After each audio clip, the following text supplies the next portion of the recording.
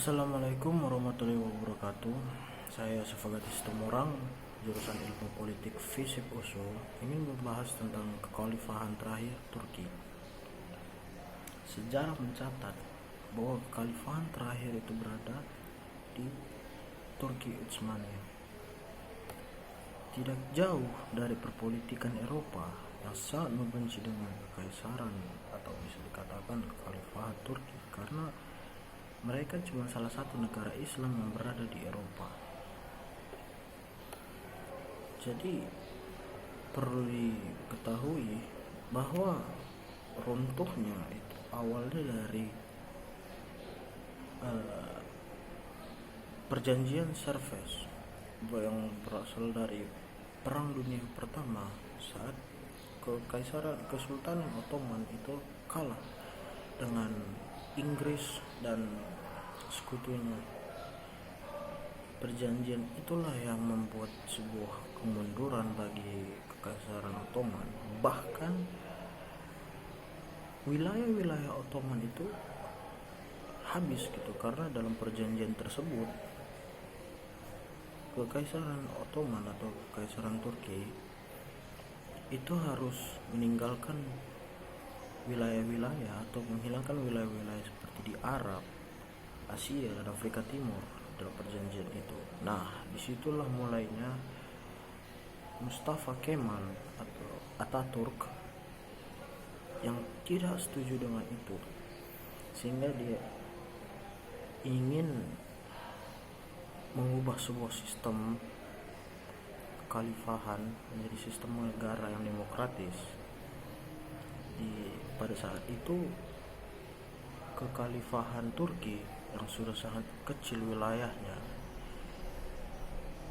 itu terakhir dipimpin oleh Abdul Majid II, sang khalifah terakhir, dan pada saat itu dia telah menjadi putra mahkota kesultanan, dinobatkan ya, dan dia menggantikan Sultan Abdul Aziz, Sultan Ottoman yang ke-32.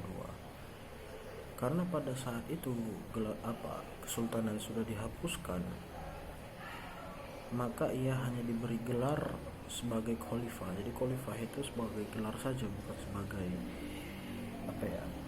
sebuah kesultanan, karena pada saat itu kesultanan sudah berada dalam istilah dalam perjanjian Versailles. Itulah yang mengakibatkan wilayah-wilayah Kesultanan Ottoman itu hilang gitu. Jadi pada saat Abdul Majid II ini, dia daripada sebagai politisi, dia justru bersosok yang lembut, mencintai ilmu dan seni rupa. Bahkan dia pernah berkata, ketika manusia dihidup dalam persaudaraan, semua manusia akan memanggil satu sama lain sebagai saudara pertimbangan rasial dan agama. Dia ini sebagai khalifah terakhir yang sangat mencintai persatuan, dan dia pengangkatan Abdul Majid ini hanya sebagai simbolis. Dia diharapkan menjadi jembatan transisi antara tradisi besar Islam yang telah hidup selama ribuan tahun ke era modern. Dalam tradisi Ottoman, dia pemegang tahta yang ke-37. Sementara apabila dilihat dari rentang sejarah Islam yang panjang, dia khalifah ke-101 setelah pengangkatan Abu Bakar Ar-Shiddiq sebagai khalifah pertama. Pengusirannya pada tanggal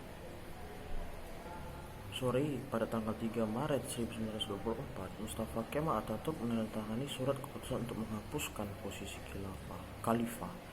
Maka secara resmi, sebuah lembaga yang sudah ada pengakar dalam dunia Islam selama 1300 tahun sekarang sudah tidak ada lagi.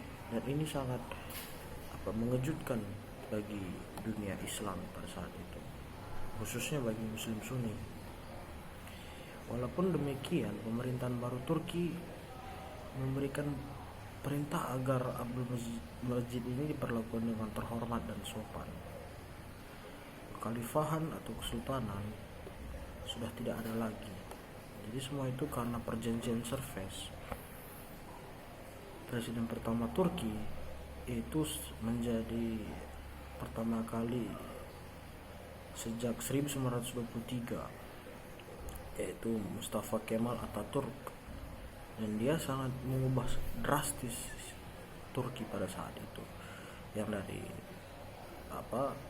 sistemnya yang Islam menjadi sistem yang kebarat-baratan. Dan ini sangat mengubah sekali. Dia mengadopsi hukum Eropa, karena pada dasarnya kan mereka di benua Eropa. Inilah yang mengubah Ataturk menjadi pemimpin yang otoriter pada saat itu, karena dia menghapus segala bentuk yang berbau dengan agama, terutama agama Islam.